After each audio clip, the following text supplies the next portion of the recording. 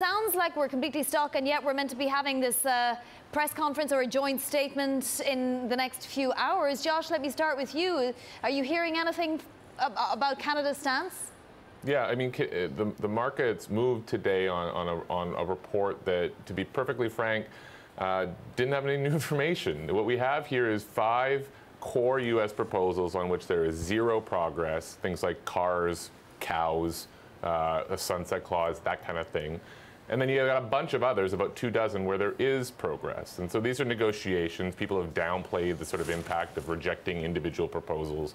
But Canada and Mexico have repeatedly said that what the U.S. is proposing on these 5 things ain't going to fly. Yeah, Eric, I mean, obviously the Mexican peso has been moving over the last several days anyway, just on the idea that these are really demands that are being hammered into the Mexican economy. I mean, will Mexico outright say no? Vonnie, what we're seeing is the market over the last several weeks pricing in a greater chance of failure to these Nafta talks. Mexico's economy minister, Ildefonso Guajardo, has been making clear that there are maybe half dozen very contentious proposals, and that despite the progress being made elsewhere, any of these proposals on their own could be enough to derail the negotiations, because Mexico is not going to accept a deal that's bad for Mexico. They're very much of this mind frame that needs to be a win-win-win for all 3 countries.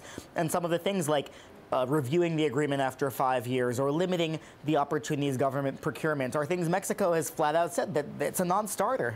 Yeah, Josh, we had Congressman Bill Pascrell on earlier who, basically said that the Trump administration hasn't even been particularly, open about what the substance of these talks are, even with Congress. And ultimately, some of this depends on Congress. How do you imagine this ends? There's another round and then a 6th round.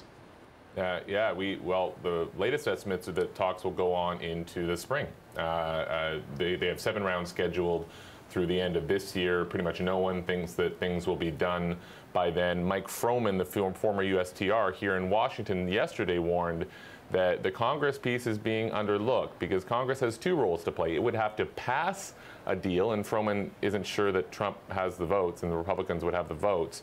They could also intervene to stop the collapse of a deal. So in either way, the ball could be in Congress's court.